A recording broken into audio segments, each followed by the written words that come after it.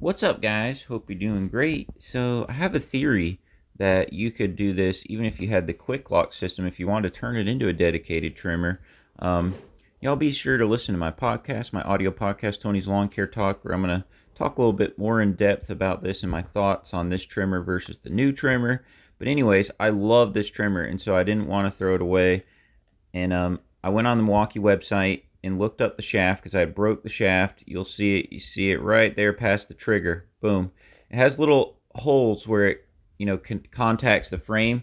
And so if you do something crazy, that's a weak point. And this was my fault of why this had broken. It was an older trimmer I had, but I didn't want it. Like I said, didn't want to throw it away. So I downloaded the manual and found this part. I actually found mine from a seller on eBay. But I will put the part number in the description down below. And like I said, I have a theory.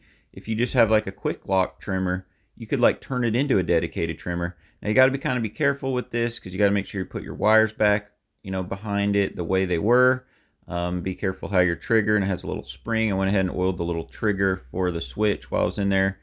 Tighten it up. And it only goes in one way. The holes are not the same size on both sides, so it only goes onto the chassis, onto the frame like one way, if that makes sense. And then these screws are all different lengths, which is why when I took it apart with my Milwaukee screwdriver, I believe it's a T20 head, that's for those, the T20 Torx. They're all different sizes, so what I did was I unscrewed them and tried to keep them in the other half of the plastic, you know what I'm saying? So like I kept the screws in there so that way I wouldn't have to remember, like, this little bit longer one goes here, this little bit shorter one goes there.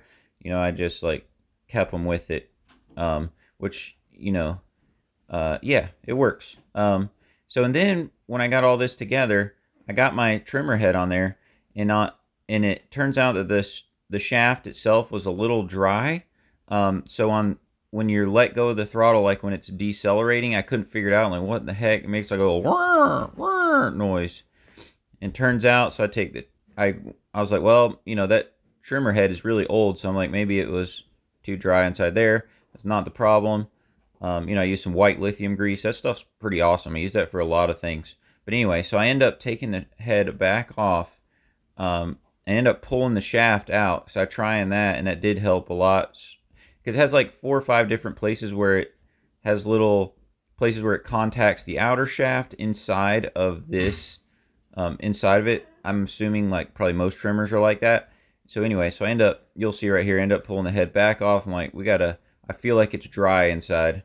And sure enough, it was pretty dry, just how it comes new. So also remember, there is a third bolt underneath where the trimmer guard, where it goes. There's a bolt in the bottom. You see that right there? You got to take that off or you won't be able to remove your trimmer head. But these trimmers can be repaired, and it's awesome.